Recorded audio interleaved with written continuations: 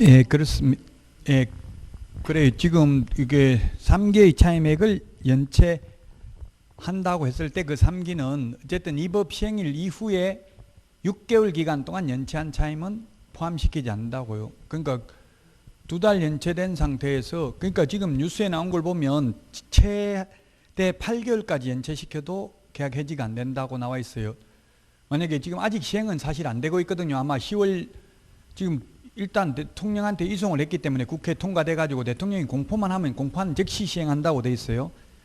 그래서 만약 2개월 연체되어 있는 상태에서 시행되고 나서 6개월간 연체했다 하더라도 최대 8개월 연체도 계약 해지가 안 되는 거고, 그 6개월 끝나고 나서 그 다음 달 한 번이라도 더 연체하면 이제 3기가 되니까 해지할 수 있겠죠. 예, 한시적으로 이거는 그러면 6개월 후에는 필요 없는 법이냐?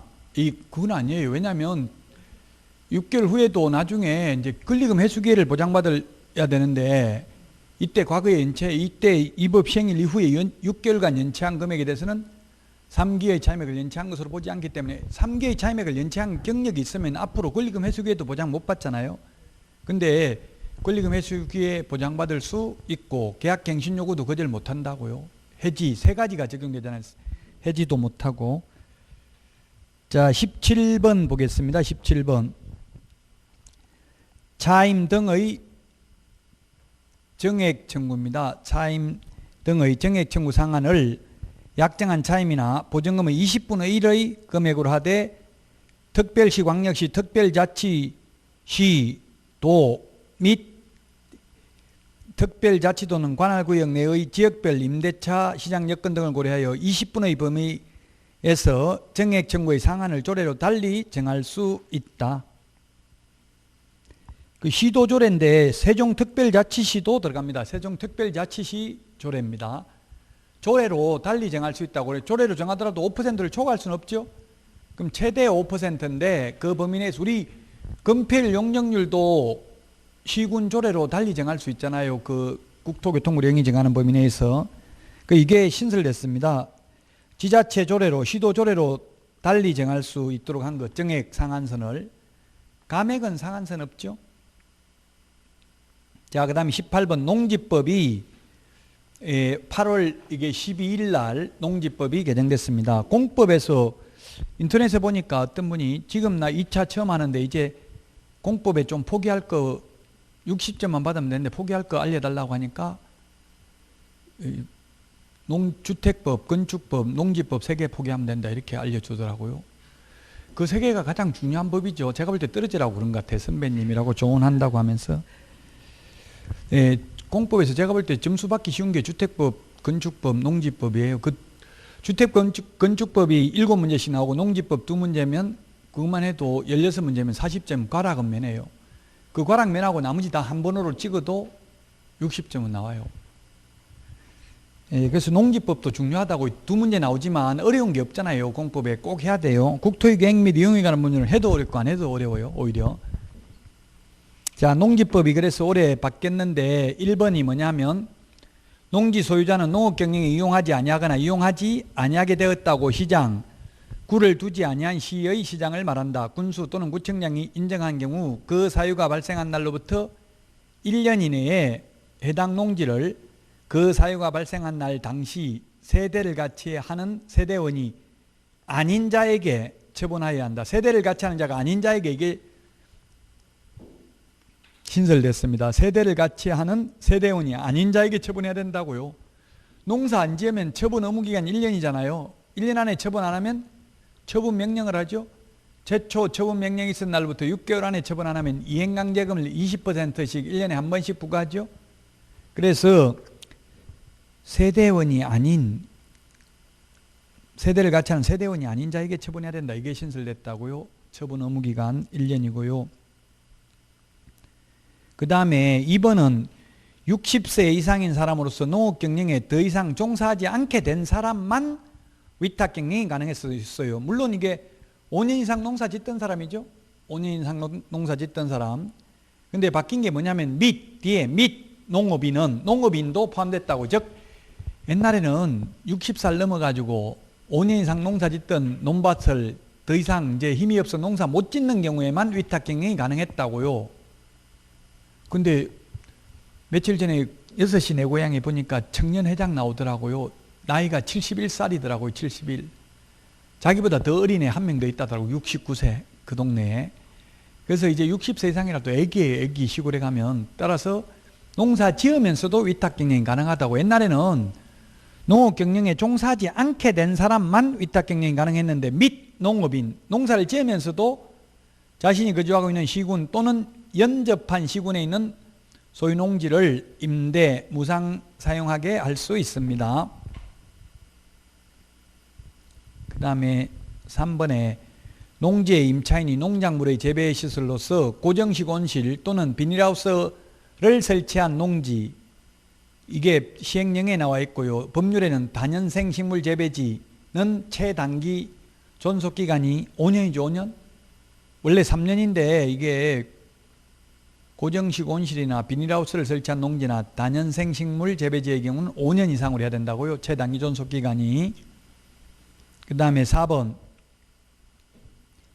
모자 건강의 보호 등을 위해서 농지의 소유자가 소유 농지를 위탁경영 또는 임대, 무상 사용하게 할 수 있는 부득이한 사유로서 임신 중이거나 분만 후 6개월 미만인 경우를 추가하였다. 예, 그래서 임신 중이거나 분만 후 6개월 미만. 우리 프린터 거기 42번에 제가 내드린 프린터 42번에 16번을 하나 더 추가해 넣으세요. 분만 후 6개월 미만. 42번에 16번이 6개월 맞아요? 6개월 되어 있는 거 맞아요? 12번? 42번? 16번 없죠? 16번 하나 더 추가해서 넣으라고요. 16번 있어요? 이 16번 하나 더 추가라고. 농지 위탁 경영 가능하다고. 위탁 경영. 분만 후 6개월 이하가 아니라 미만입니다. 6개월 미만. 42번에 하나 더 적어 넣으세요. 그 프린터, 암기 프린터 그거만 정확하게 암기 다 하면 80점 받을 수 있습니다. 6개월 미만입니다. 그 다음에 그 19번은 앞에서 말씀드렸습니다. 19번은 뭐냐면 주택의 임대차의 이해관계에 있는 자의 범위에 전 세입자도 포함시켰다고요. 주민등록 열람을 할 수 있다고요. 주민등록번호는 안 된다고 했죠. 그 다음에 요청할 수 있는 정보의 범위 및 제공 방법, 임대차 목적물, 임대인 임차인의 성명 또는 법인명, 단체명, 확정일자 부여일, 차임, 보증금, 임대차 기간을 규정했을 뿐이지 주민등록번호는 열람 요청할 수 없어요. 즉 현 세입자 내보내고 다른 세입자한테 자기 주인이 직접 산다 해놓고 세 놓을 수도 있잖아요. 그 세를 놨는지 안 놨는지 확인하려고 주민등록 열람을 요청할 수 있다고요. 임대인이 누군지, 임차인이 누군지. 그 다음에 월차임 환산시 산정률이 옛날에는 기준금리 더하기 3.5%였는데 기준금리 더하기 연 2%로 바뀔 예정이다. 시험 보기 전에는 바뀐다고요. 거의 확실시 됩니다. 그래서 시험에 바뀐 게 나온다고요. 바뀌면. 20번 주택 이게 자금 조달 계획 입법 예고 사항입니다. 우리 암기 프린트는 13번에 있습니다. 법인이 매도인 또는 매수인으로서 주택을 거래하는 경우 법인 등기 현황, 거래 상대방과의 특수관계 여부 및 그 관계, 주택 취득 목적, 매수인이 법인인 경우 신고하도록 함. 이렇게 돼 있죠. 그래서 이제 법인인 경우에는 부동산 거래 신고서 서식이 두 개입니다.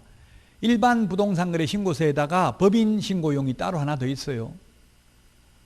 법인이 탈세를 목적으로 이게 투기에 악용되는 수단으로 사용되어 왔습니다. 이때까지. 그래서 이제 세법에서도 법인이 취득하면 취득세도 최고세율인 12%를 부과하죠. 또 법인이 양도했을 때는 양도소득세도 중과세합니다. 일반 법인세율에다가 이제 법인으로 투자를 막기 위해서 이런 조치를 취했고요.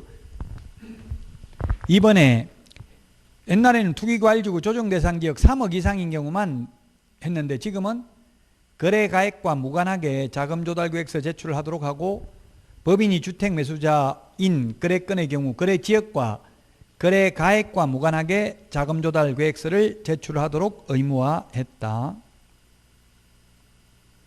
그 다음에 3번에 보면 투기과일지구 내 주택거래 신고 시 거래가액과 무관하게 자금조달계획서를 작성, 항목별 증빙자료를 첨부하여 제출하도록 했다. 옛날에는 9억 초과만 증빙자료 제출했다고요. 근데 이제 금액과 상관없이 투기과일지구면 증빙자료를 제출해야 되는 것으로 10월 중순쯤 바뀔 예정입니다. 이게 거의 제가 국토부에 10월 중순에 바뀌어도 지금 입법 예고는 돼 있고 시행을 10월 중순부터 시행한다고요. 그래도 시험에는 이게 바뀐 게 나온다고요. 시험 출제는 거의 한 일주일 전에 출제를 해요. 미리 출제위원들은 못 나온다고 했어요. 1차 출제하는 분들은 1차 시험 시행 땡 입시를 하고 나면 나와요. 못 나와요, 미리. 그 교수님들 출제하러 가는데 이게 출제, 그래서 하루 일당 한 30만 원 해가지고 한 400에서 500 정도 받아가 나와요, 출제위원들은. 그리고 교수님들은 학교에서 월급 받고 출장비 받고 서로 들어가려고 하겠어요? 안 들어가려고 하겠어요? 들어갈 또 경력에 프로필에 출제위원 역임 이런 것도 적는다고요. 원래는 프로필에 못 적게 해요, 각서 쓸 때. 근데도 다 적더라고요, 현실적으로 보면. 그런 거 적는 분들은 이제 다시 출제위원 못 들어가요, 적어버리면. 왜냐면 사람들이 그 책만 사볼 거 아니에요, 출제위원 들어갔다는 사람 책만.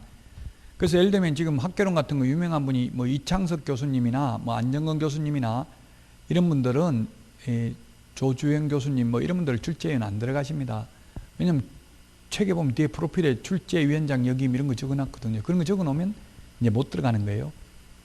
실제 출제하는 분들은 그런 거 잘 안 적어요. 적으면 거기 적발돼버리면 출제위원 다음에 못 들어가니까. 제가 그래서 누가 들어갔는지 전화해봐요. 그때 10월 한 중순 이후에 한 일주일 전에 전화하면 전화 안 받는 분들은 들어간 거예요. 누가 들어간지 알고 싶으면. 그래서 제 출제하러 들어가는 교수님한테 저한테 뭐 출제한 건지 좀 알려주고 들어가시라고 이렇게 했더니만 내가 머리가 나빠서 알몸으로 들어가야 된다. 아무것도 못 가지고 간다. 그래서 내가 뭘 알려주는지 알지를 못해서 못한다 이렇게는 하던데요.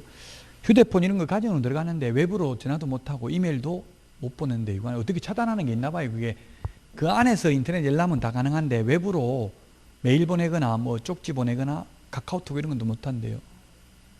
그리고 만약에 만약에 부모님 돌아가셔도 경찰 대동해가지고 그냥 문상만 하고 바로 들어가야 되는데 교도소 들어가는 건 똑같아요. 지금 코로나 격리 수용되는 거하고 비슷하다고요. 자가격리 하는 거하고. 그래도 자가격리는 자율적으로 하지만 이거는 경찰이 지키고 있다고요. 그래서 아마 문제 유출될 가능성은 거의 없어요. 옛날에 유출돼가지고 구속되고 했어요. 산업인력공단 직원이 옛날에 그 LH에 위탁됐을 때 LH 직원이 팔아먹고 이렇게 해가지고 구속되고 그랬어요. 자, 그래서 이제 20번까지, 그래서 20번까지 하고 첫 시간에 한 것까지 하면 총 21개가 바뀐 거죠. 올해 바뀐 내용이. 시험에 나올 만한 거 바뀐 거는 전부 다 했습니다. 그 문제 내드린 거는 여러분들이 풀어보십시오. 이게 문제를, 40문제를 만들다가 보니까 문제가 좀 중복이 돼 있어요. 왜냐면 바뀐 거는 20가지밖에 안 되는데 40문제 내려고 하다 보니까 문제가 좀 중복되어 있는데 해설을 자세하게 해놨습니다. 그 6번만 오늘 받으신 분은 6번 해설이 몇 번으로 되어 있어요? 답이 해설에. 오늘 받으신 분은 6번에 해설 3번이라고 되어 있죠? 3으로 되어 있어요? 정답은 4번으로 되어 있네. 이거 3번으로. 6번에 3번으로 좀 고쳐주세요. 정답은 안 바뀌었네. 6번에 3번으로 고쳐주세요. 오늘 내드린 문제 6번에 3번. 그것만 고치시면 나머지는 오답은 없을 거예요. 뭐 문제 이거는 뭐 여러분들이 풀고 또 암기 올해 아마 이 개정된 내용이 뭐 몇 문제 나올까 그런 것까지 뭐 찍어줄 수는 없어요. 알 수는 없지만 아마도 개정된 부분을 해마다 많이 출제를 해요. 그래야 널리 국민들에게 알릴 수 있거든요. 개정된 부분을 시험에 출제해야. 그래서 개정된 부분 꼭 좀 보시고요. 이제 추석 지나고 10월부터는 다시 동형 모의고사 40문제씩 2주 동안 합니다. 이제 10월부터는 동형 모의고사 하니까 그렇게 하시고 추석 명절 잘 보내시고요. 제 강의는 여기까지 하고 마치도록 하겠습니다. 수고하셨습니다.